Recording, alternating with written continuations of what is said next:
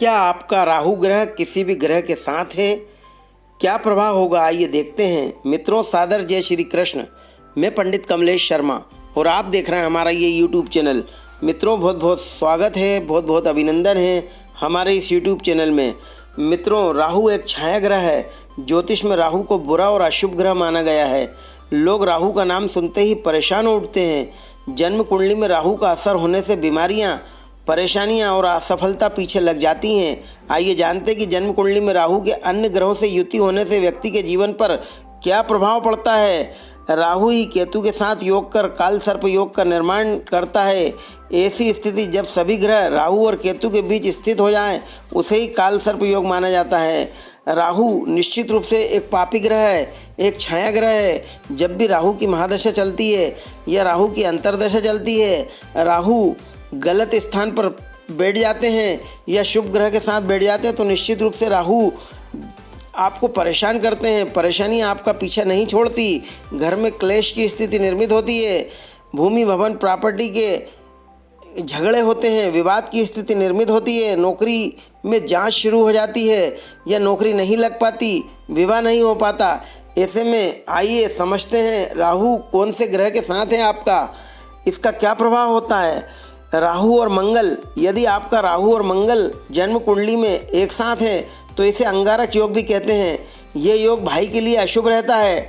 खून से संबंधित समस्या हो सकती है। वहीं यह भी माना जाता है कि राहु और मंगल दोनों साथ होते हैं तो एक दूसरे को अस्त कर देते हैं। इसके बाद राहु और बृहस्पति को देखते हैं। यदि राहु और बृहस्पति आपकी जन्म कुंडली में एक साथ हैं तो कुछ अशुभ प्रभाव देखने को मिलते हैं। इस योग से व्यक्ति लंबी आयु तक जीवित रहता है, लेकिन इसके जीवन में परेशानियां हमेशा बनी रहती हैं। निश्चित रूप से शारीरिक परेशानी रहती है, नौकरी में परेशानी आती है, शिक्षा में परेशानी आती है। इसके बाद राहु और शनि की युति को देखते हैं। यदि जन्म कुंडली में राहु और शनि किसी भी स्थान पर हैं तो ऐसा व्यक्ति रहस्यमयी और चालाक किस्म के होते हैं।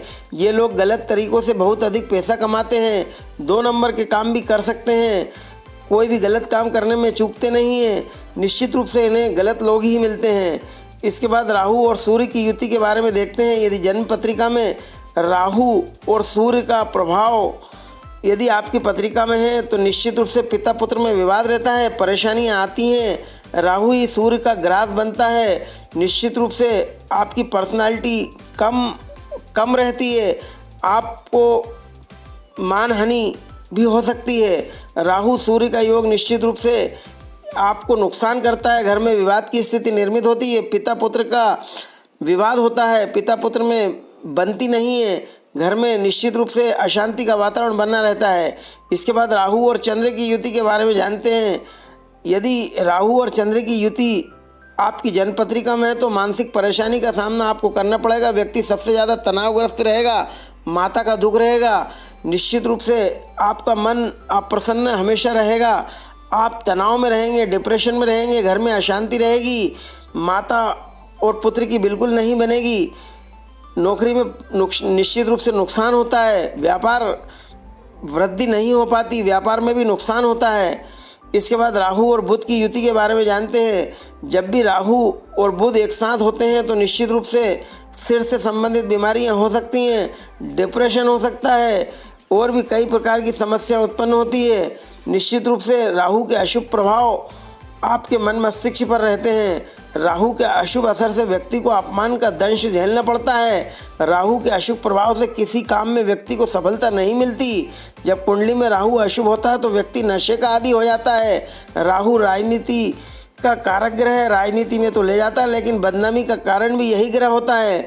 अशुभ राहु के प्रभाव से व्यक्ति की व्यवहार और नैतिकता में लगातार गिरावट आती है।